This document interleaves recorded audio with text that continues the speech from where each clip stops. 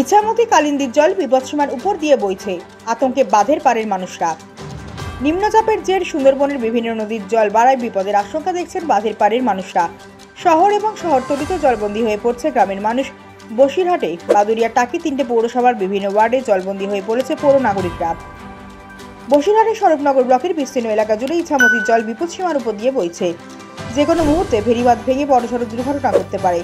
যে কোনো মুহূর্তে ইছামতির জল ঢুকে যেতে পারে সারাপুল, পান্তাপাড়া, দুর্গাপুর, হরদসিং, কাঁটাবাগান ও নিশ্চিন্তপুরের বিস্তীর্ণ এলাকা জুড়ে জলের তলায় চলে যেতে পারে।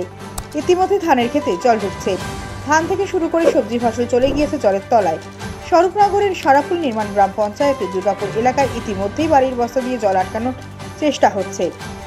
পাশাপাশি হিঙ্গলগঞ্জ, সন্দেশখালী, হাসনাবাদ, কালিন্দী, রায়মঙ্গল, বেদনী, ছোট কলাগাছি নদী জল বাড়ছে। বিপদের প্রহর গুনছে সুন্দরবনের মানুষ। লাগাতার বৃষ্টি, নিম্নচাপের জেরে আকাশের মুখ ভার।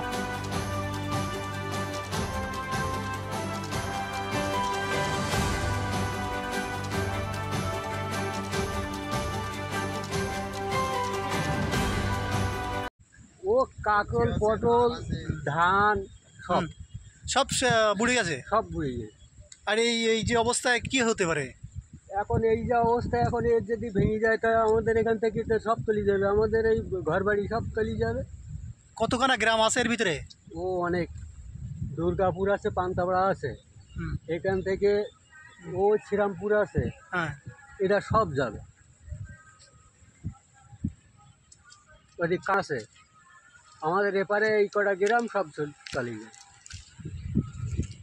এটা কোন নদী? এটা